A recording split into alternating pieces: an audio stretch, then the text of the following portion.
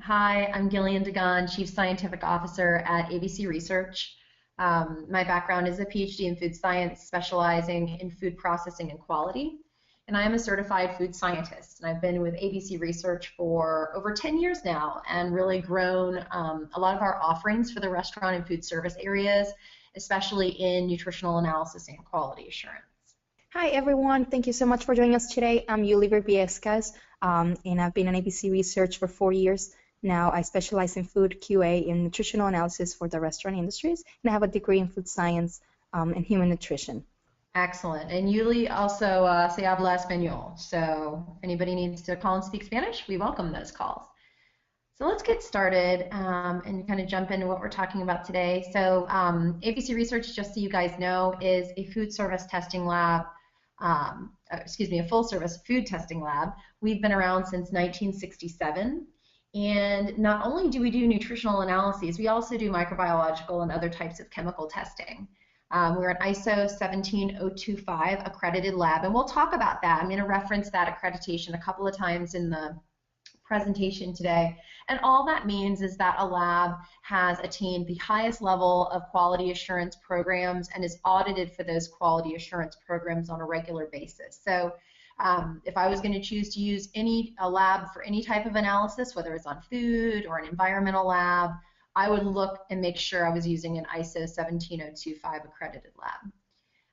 And specifically, ABC Research works with all of the different parts of the food supply chain, and we have specialized programs for restaurant and food service, since the needs are a little bit more distinct than retail food sometimes.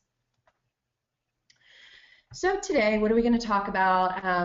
Really, we are going to kind of round out the 4-part series that we've been doing on nutritional labeling.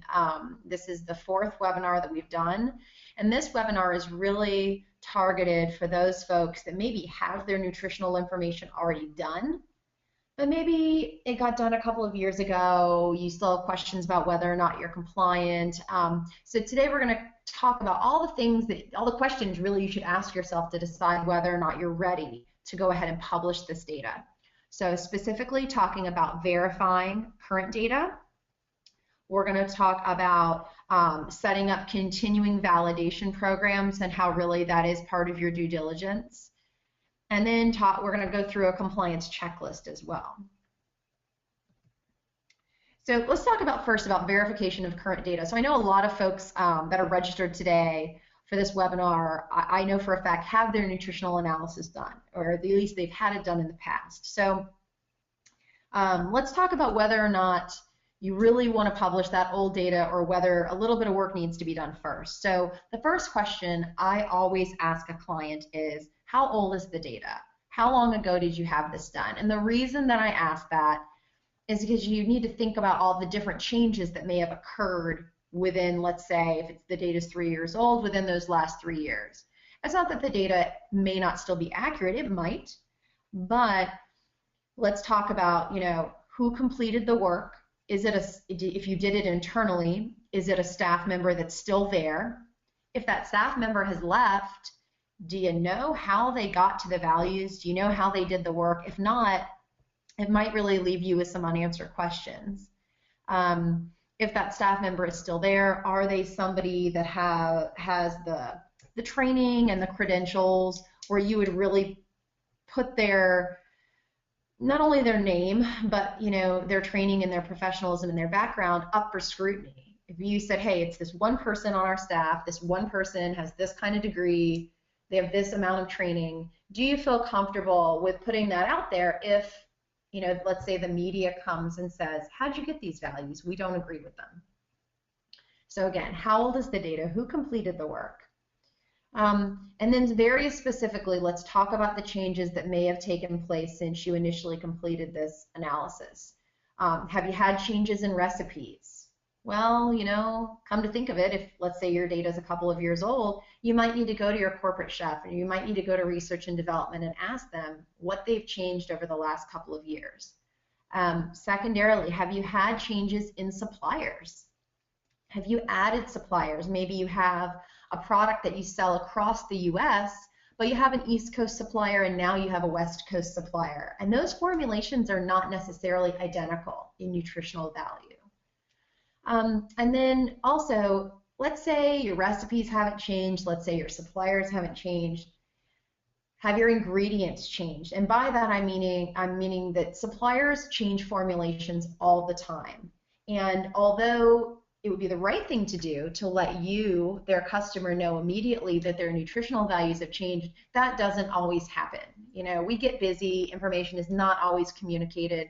So, you know, really checking back with your suppliers to say, well, this is the information I used from you a couple of years ago. Is this still correct? And then when you're looking at old data and you're looking at how that data was gathered, was the correct method really used for each of the menu items? In our second webinar of this series, which is available for play on demand on our website, you know, we talk about what is the right methodology based on the type of menu item.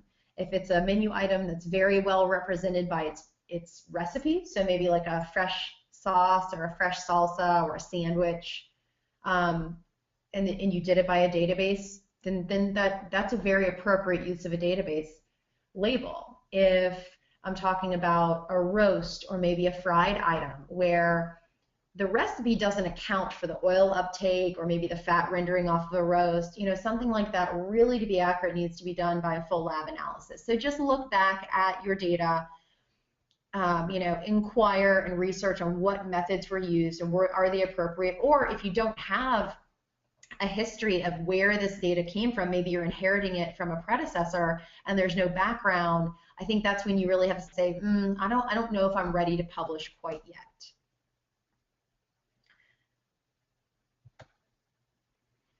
Specifically items that I usually tell people to eyeball. Let's say, you know, you feel good about your data, you think the methods were correct, you trust the person who did it. Specifically, I still want to call attention to different items on your menu. So 4 categories I think are really big ones to eyeball. High brand impact items. You know, if it's a dish that your restaurant is known for, you definitely need to look at that and give it a good common sense fact check. Does the information look right? Was it done by the right method? Do I trust the data? Anything that you have a marketing claim for. So if you have a low sodium area on your menu, if you have a less than 500 calorie area on your menu, really eyeball those items. I mean, that's right for the picking right there. If the media or the FDA would like to question anything, they're going to go after what you have a marketing claim on. You know, if you're very specifically claiming that something's less than 500 calories, you better believe that Diane Sawyer, that she's going to pick on one of those, you know, to go and test. Incredibly low calorie items, so something that appears nearly healthier than it should, perhaps. And maybe you do have let's say a side of onion rings that's lower calorie than any of your competitors. Well, it might be perhaps because you have a smaller serving size, and that's okay. But just make sure you look at those items and you really do a fact check to make sure that you're not underestimating calories. I think we could all agree that we would probably get in more trouble if we underestimated calories versus overestimating them. And then I always ask, especially the chefs and the R&D folks, think about what menu items are highly variable. So it may be something like a pie where you're going to spread meringue on the top of it, or maybe drizzle it with chocolate syrup. My drizzle might be very different than my coworker's drizzle.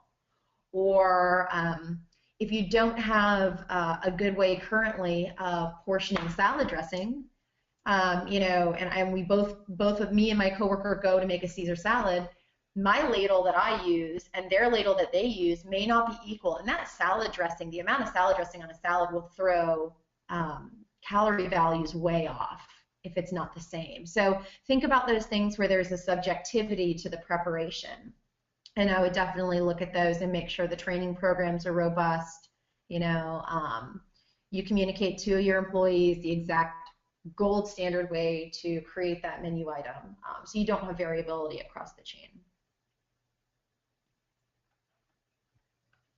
And again, as you guys have questions, please feel free to go ahead and ask them.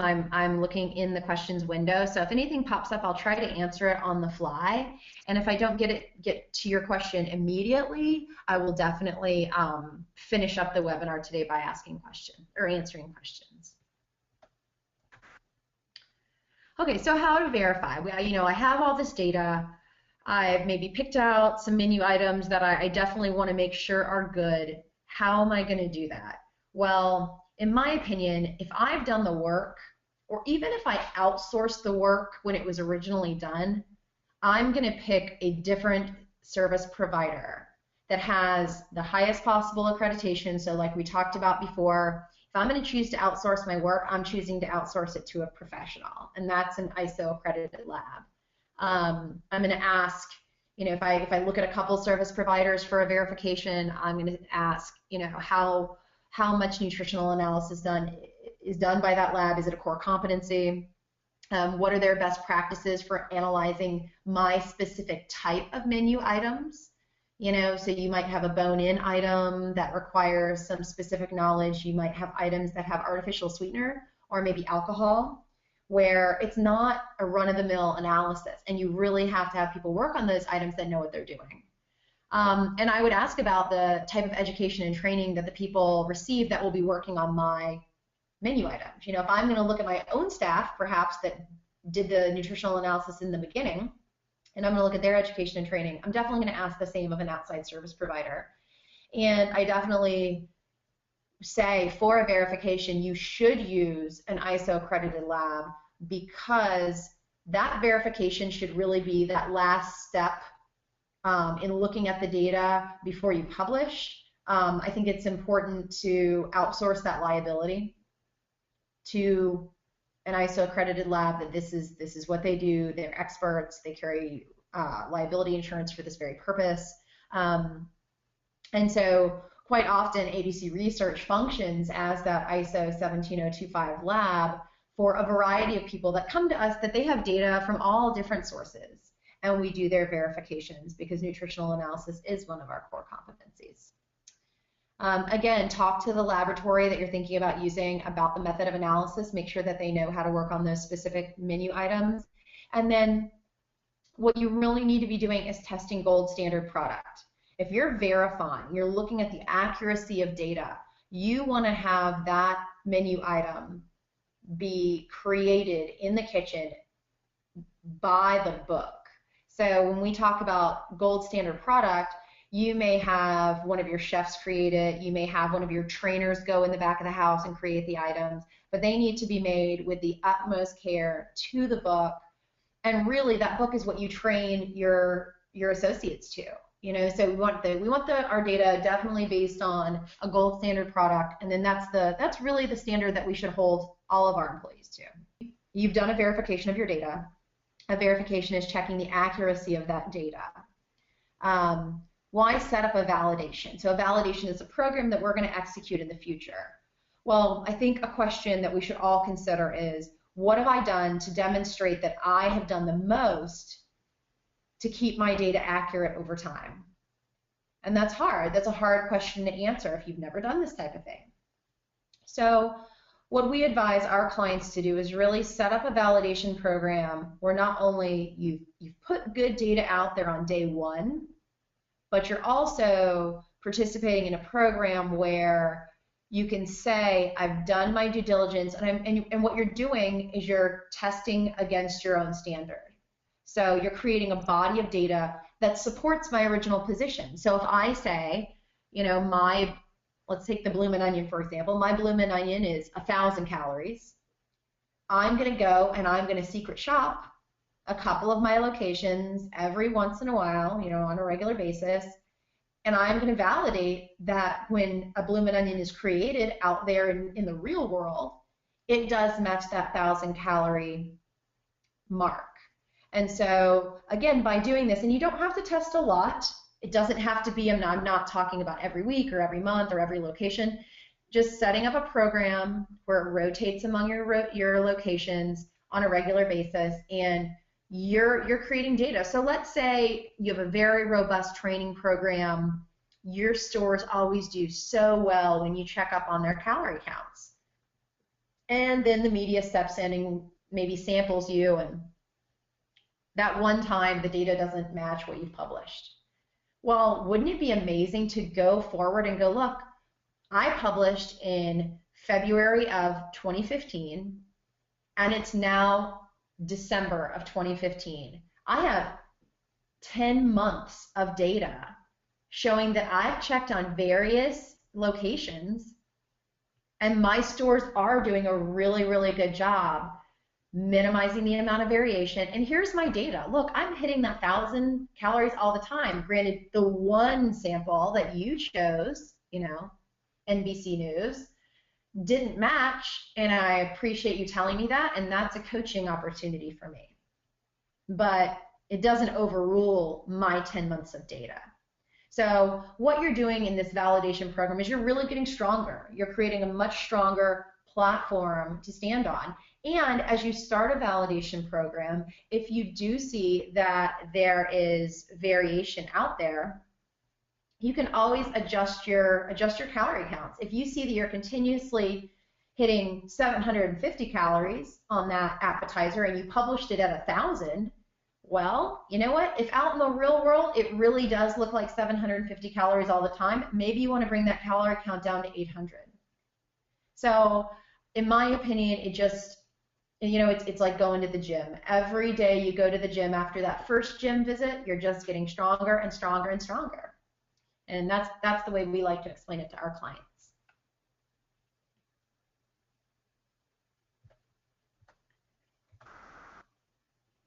Okay, so let's talk specifically about this continuous monitoring. So what you're doing, the main idea, you're going to test product from the field. And you don't have to test all the time. You could say every 3 months or every 6 months, I'm going to pick 3 or 5 locations, depending on how many locations you have, and I'm going to secret shop from those locations, and I'm going to bring product in or bring product to a lab and have that product tested just like the media would secret shop me. But I'm doing it for my own internal purposes. If my values are off, it's going to be a coaching opportunity. If my values match, again, it's another piece of data, another building block to that strong foundation for the fact that you put out accurate information in the first place and you're continuing to make sure it's accurate. Some things you want to think about when testing product from the field, you really want to avoid composites. It's an important concept to understand that if I went out and I sampled 5 of my different restaurants, and I said, well, maybe I should put them all together and test them once. Oh, good, my value looks good. Well, I may have missed something in compositing those 5 samples.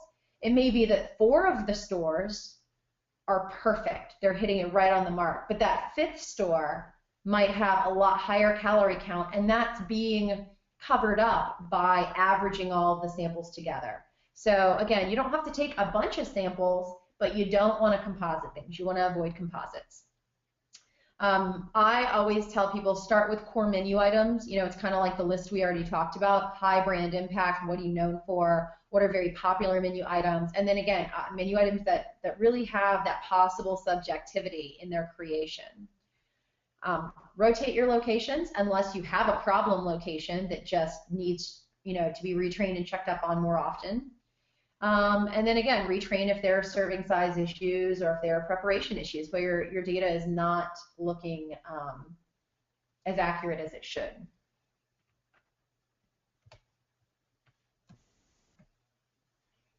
All right, kind of the other half, in my opinion, of setting up a continuous monitoring program is talking to your suppliers and monitoring their behavior as we go forward. So one of the questions that I posed earlier is, if you already have all your nutritional data done, and let's say it's 2 to 3 years old, what if anything, have your suppliers changed and you don't know that they've changed?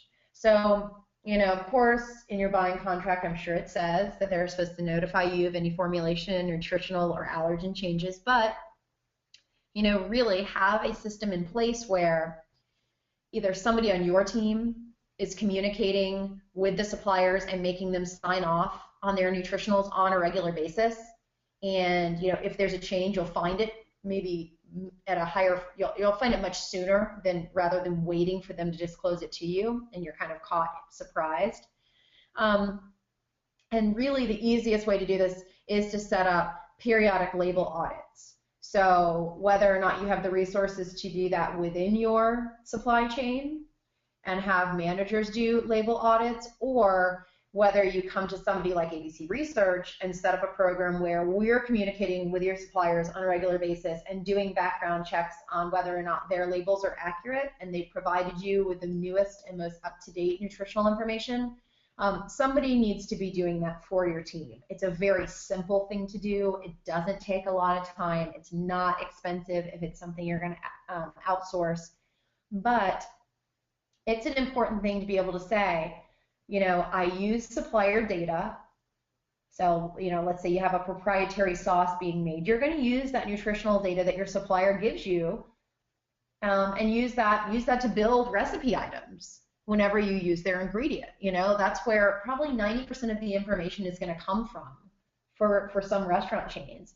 So you want to make sure that that small building block that you use to build maybe 20 different menu items is accurate, and if it isn't, understanding that it may lead to a number of inaccuracies on your menu. So doing something simple like talking to the suppliers on a regular basis, I think that's key. I really think that's key, and it's something simple that you can set up.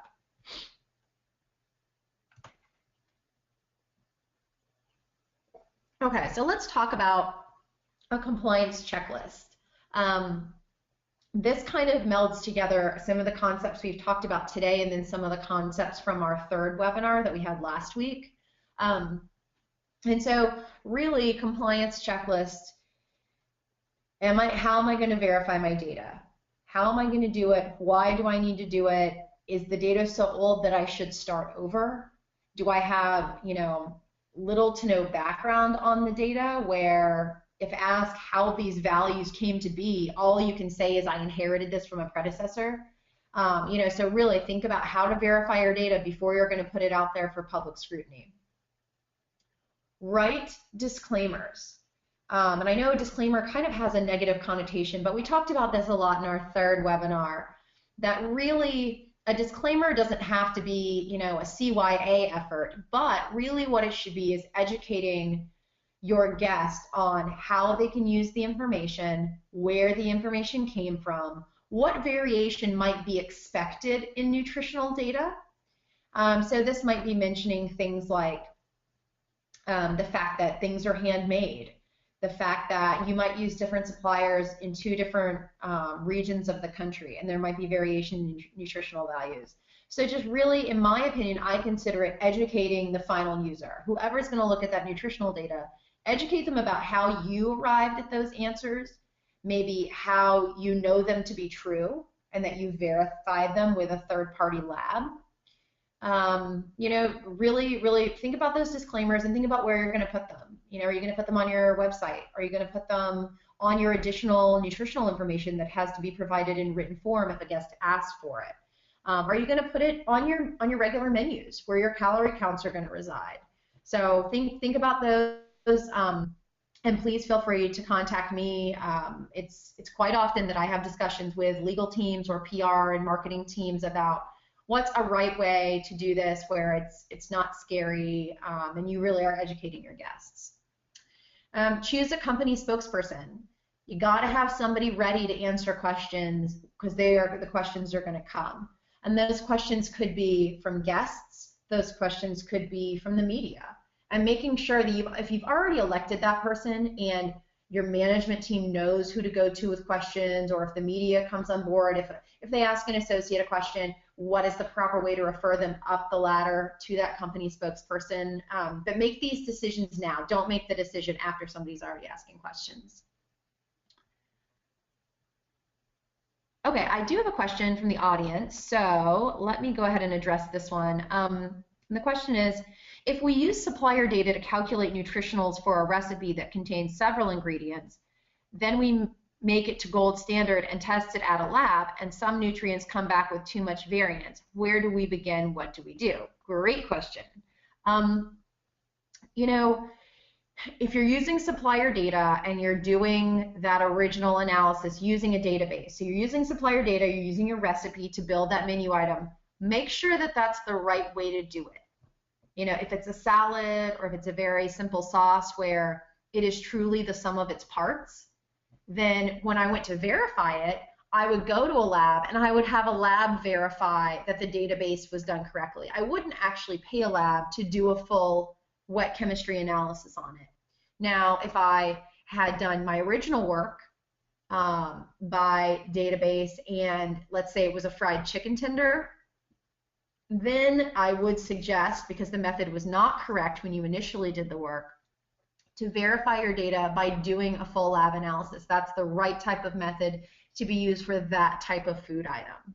So, so some verifications will be done as a full lab analysis, but not all. You know, if the item itself by its own character does not call for it, I would just have somebody go through, verify your database work, and move on. And we do that for clients all the time.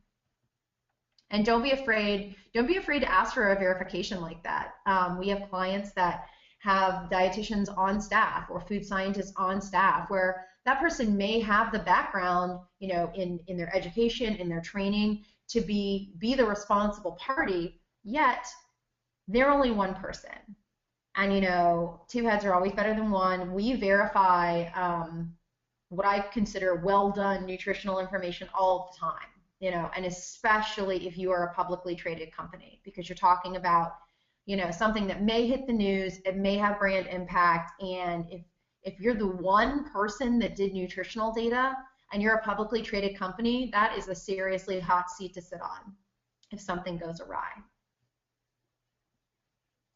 All right, so we've talked about verifying data, talked about educating our end user of the data and being transparent about where the data came from in the form of a disclaimer. We've talked about choosing a company spokesperson. Okay, let's talk a little bit about training employees. So training employees we talked about again in our third webinar. Training employees how to handle guest questions. And then secondarily, how to train employees about handling media questions. I'm not going to go into a lot of detail right now about those, but that's something that you can look at in our third webinar. But I think, again, you train before any questions come up.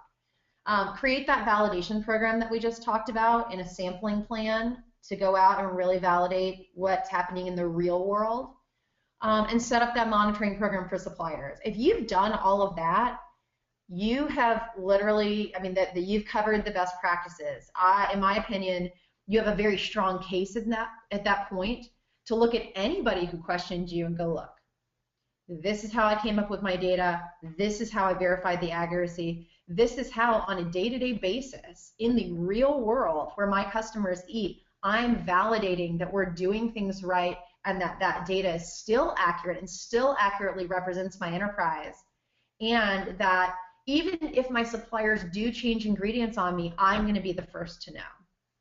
So I think it builds a strong case, and it's where somebody needs to be. And all in all, I will definitely say, create a timeline. We're going to do that for you in a nice infographic. It's probably going to come out in January since we're butting right up against the holidays. But think about a timeline. December 1st, 2015 will be here in a blink of the eye. You know, and when you're talking about printing menus, maybe rebuilding menu boards or drive-through menus, you know, just literally physically putting that data out there or updating your website, it's not a 2-week project. And so when you start subtracting all the time it's going to take to, you know, build those new menu boards, maybe install them in stores, reprint menus, get it distributed, train employees like we've talked about today and like we talked about in webinar 3, you know, that's gonna take 2 or 3 months off the end of your timeline. You really don't have, you know, a year of compliance. When the regulation was released on December 1st of 2014, and they said, oh, restaurants have a year to comply. Well, you have a year to be in compliance, but you don't have a year to get all of this work done. You know, there are things that are going to, you know, take away from that timeline at the end. So what we're going to do is we're going to go ahead and build that timeline for you I'll tell you, I've started to build that timeline, and if I did not have my menu labeling done, if I didn't have any values at all, I would be starting first of the new year.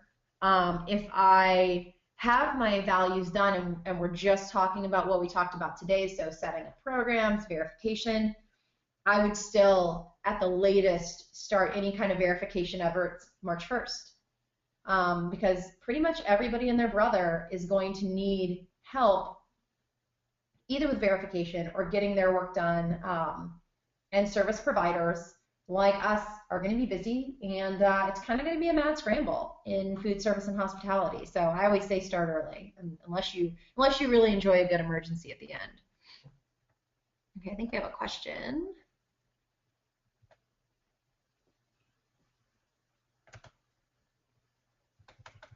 Okay, somebody raised their hand, and I don't know who raised their hand. Oh, here we go. Okay, question. Any thoughts on who should be the person signing off to verify at the store level? A general manager, a franchisee? What if a franchisee on the larger end, maybe someone owning upwards of 100 stores?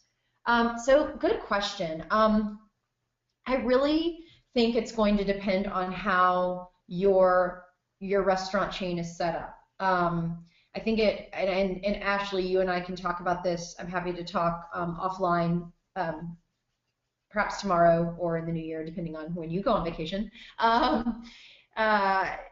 You know, depending on how you're set up, depending on how much information headquarters, for instance, if HQ is providing all these franchisees with the data from the get-go, you know, in my opinion, they have to say they accepted it. They have to, you know, verify to you guys that the menu boards are going to be changed, all of that. But for the FDA sign-off, I would think you would want that FDA sign-off person to be somebody, a representative from corporate, to talk about where that data came from and all of that.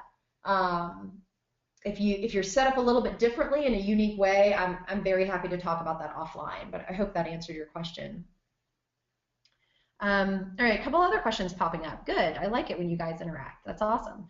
So what is the buzz in the industry about how aggressive the media will be in testing food? Any recent examples you can share? Yeah, definitely. So we have some clients that right after the draft regulation was released in 2011, you know, the media was like, ooh, something to do. Let's go test food for those people who already had published values. You know, and they sampled a number of different items. If you Google, you'll find CNN did a big kind of expose on several chains, and we had clients represented there where, again, you know, the media walks in, they test one sample, and that's not representative. And we helped those different brands put together media statements and respond to what was out there. So I can only imagine, I mean, when a draft guidance is out there and it's exciting for the media, you know, just imagine when all of us, including reporters, are going to their favorite restaurants and walking in and seeing a different menu with all these calorie counts, or walking up and seeing a menu board that has all these different calorie counts. It's just going to bring it back up. It's just going to be more exciting, because then really it's interesting to the general population. You know, all of us have seen the calorie counts added to menus, and you know, can we point our finger at big government and say, this is either helping us not be obese? Does it really change people's eating habits and purchase decisions? You know, there are a lot of, you know, in my opinion, sensational questions you can ask at that point, especially when everybody and their brother has seen these major changes at restaurant chains. So I think they're probably going to be pretty aggressive at the beginning.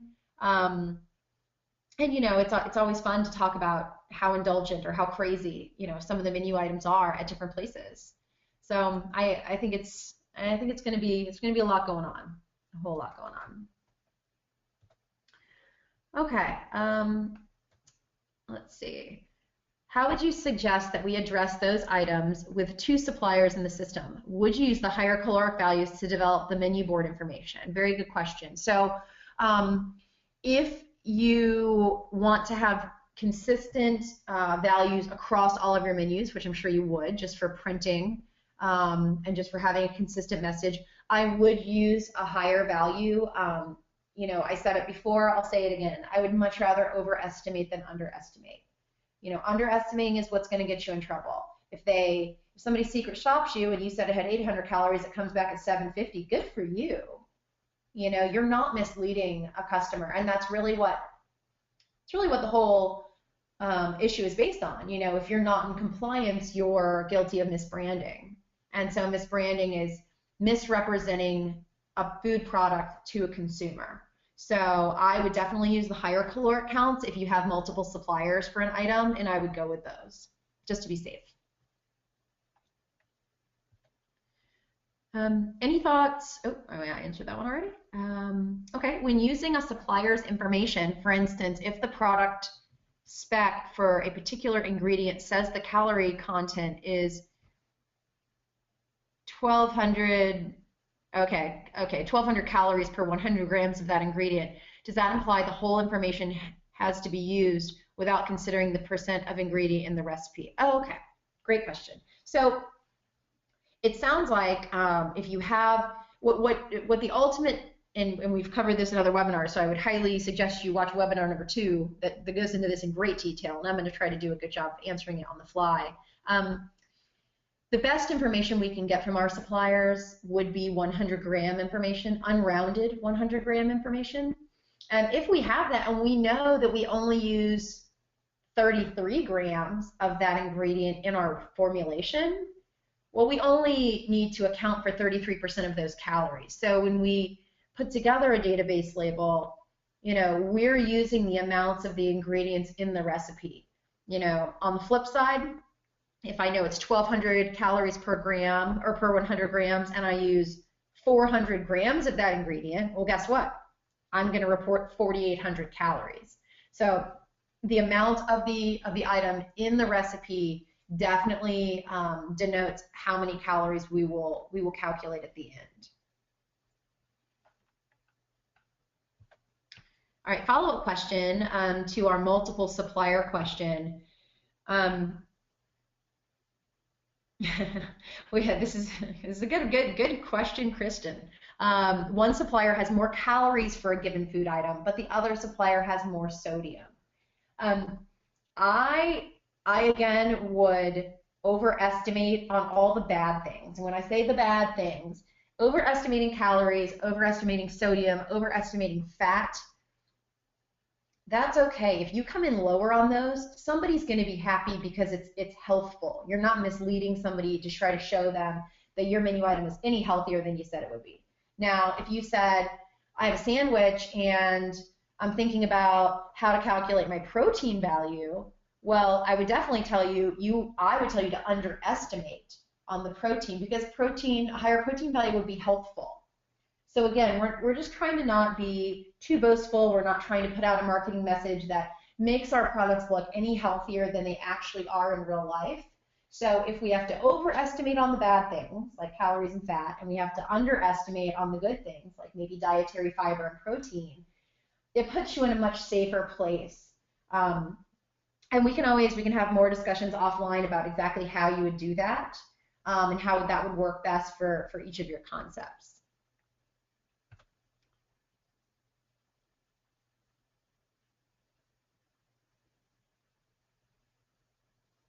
Okay, okay, good question. What percent of your customers are reporting vitamin A, vitamin C, calcium, and iron on their websites? We actually, for the purposes of restaurants where you're not required to put out vitamin C, vitamin A, calcium, or iron, when we provide our clients with nutritional analysis and we know that they are a restaurant chain, unless they very specifically ask for that, we actually have a testing package where we do not provide those values, we don't do the tests, and we don't charge the client for that. So it makes it cheaper for the client, makes it more efficient. You know, unless you have an item, so maybe you have like a smoothie, or maybe you have a juice blend where maybe you make a claim about it on your menu that it's high in vitamin C, and you want to be able to show exactly how much vitamin C it has in it. You know, that's one reason to put that kind of information out there, but that's few and far between. It's really for those specific kind of health foods. So I mean, I wholeheartedly advise do not pay for analysis unless you need it. You can always go back and add that on if 10 years down the line the FDA says they want to see that too. But for right now, I want to be swift about this. I want to be accurate, and I advise people not to spend the money on it. So very small percentage of our clients actually show that.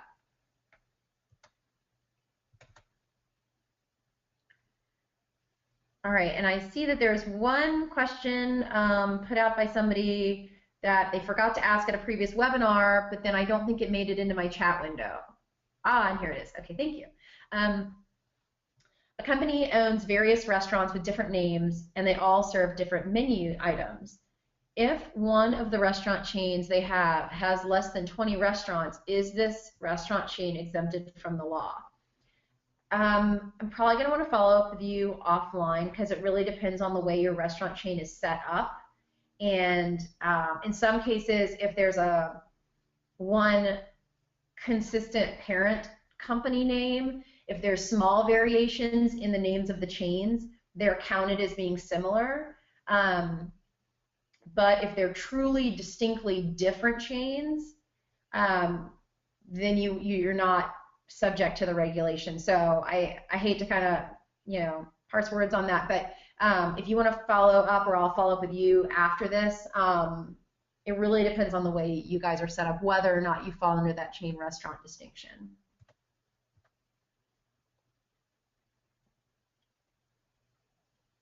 Okay, somebody is asking about percent daily values, so like the RDA values that you would see on a retail product. You do not have to give those. You don't have to say this is 25% of the RDA for a nutrient.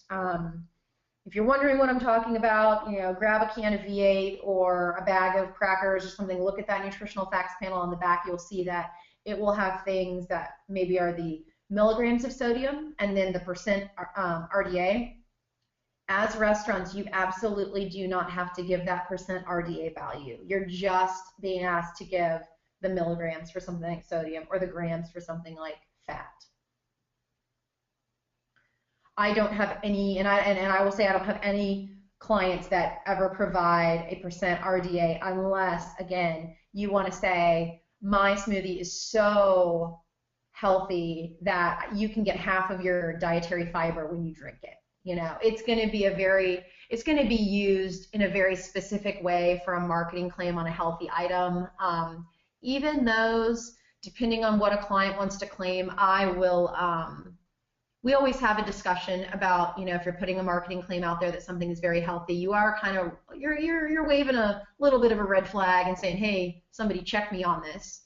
But no, traditionally people do not provide percent RDA values. All right, good. So that was a lot of really, really good questions. I'm going to keep my question window open and see if anything else pops up as we kind of wrap this up. But again, we're gonna work on that timeline for you guys so you can kind of see where you're at. And I think that we have thought about and worked through so many of these timelines already with our clients prior to now it being crunch time, that we have a very good basis for our timeline, and I think you'll actually be surprised that really there's a bit of a squeeze going on with timing. We're also going to be providing a blog article, the particulars of pizza. The regulation talks a lot about foods with toppings, and pizza is kind of the easiest way to explain it all. So for those pizza purveyors out there, we're going to have a blog article that speaks directly to you. And then if you're somebody else that has maybe a Sunday shop where people are putting ice cream with a bunch of different toppings, anything that's akin to that pizza model, we'll have a blog coming out specifically about the ins and outs of that part of the regulation. We are going to have some more webinar events coming up in January that, maybe some, we're still kind of deciding, maybe some that talk about what the information really has to physically look like on that menu, because we haven't even gotten into all that with the font, the colors, and all that fun stuff. And if there's anything else specific that any of you guys would like to see a webinar on, please shoot us an email. You're the audience, so you tell me what you feel like you need more information on. Speaking of that infographic and that timeline, something that we are going to be doing to kind of encourage that timeline. And also, you know, if I get my clients to act early, I'm not going to be pulling my hair out in September either, because everybody's going to be busy. So we've decided to kind of, you know, we have a lot of clients that have been proactive. They've been ready for this regulation to drop, and they will be starting with us in the first quarter of this year. So specifically to kind of, you know, smooth our workflows over the next year, we're going to do 20% off for any new client that starts with us in the month of January for their entire menu, or an entire menu verification. So if we haven't worked together before, you know, you're getting to know ABC Research, you know that you need to get this done, start early. I say start early, be able to go on your summer vacation with your kids, you know, in July or August, and not have to come back to the office and worry about getting all of this done. And, you know, we're trying to encourage people to start early, and then we won't be in panic mode either, as a bunch of food scientists trying to help our clients become compliant. So please feel free. The easiest way is just to give me a call or email me, and we'll get this started, and take a look at your menu and kind of talk you through the process, and then get you a quote and see where we can go from there. So we covered a lot of information today. Any other questions? You guys asked some really good ones today.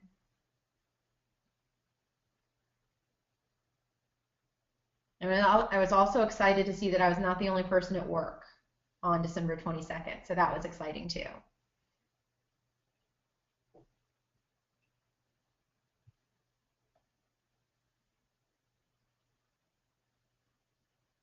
Okay, I don't see any more questions popping up, so I hope everybody found today to be very worthwhile. I hope it kind of got you thinking about some of the questions that you really should be able to answer before you publish, and feel confident in your answers. And as you work through this process, I know everybody thinks of questions afterwards, or you kind of just want to bounce some ideas off and talk about the right way to do things. Please feel free to give us a call. I very specifically consult on compliance issues just like this for all of our clients, so please come on board. Okay, one question that popped up. Glad you enjoyed it, Tim. All right, so everybody have a wonderful holiday season. If I don't speak with you until January, have a very, very happy new year, and hit us up early. Get a good deal on that nutritional analysis, since you're going to have to do it next year anyway. All right, thanks everybody, and enjoy the rest of your day.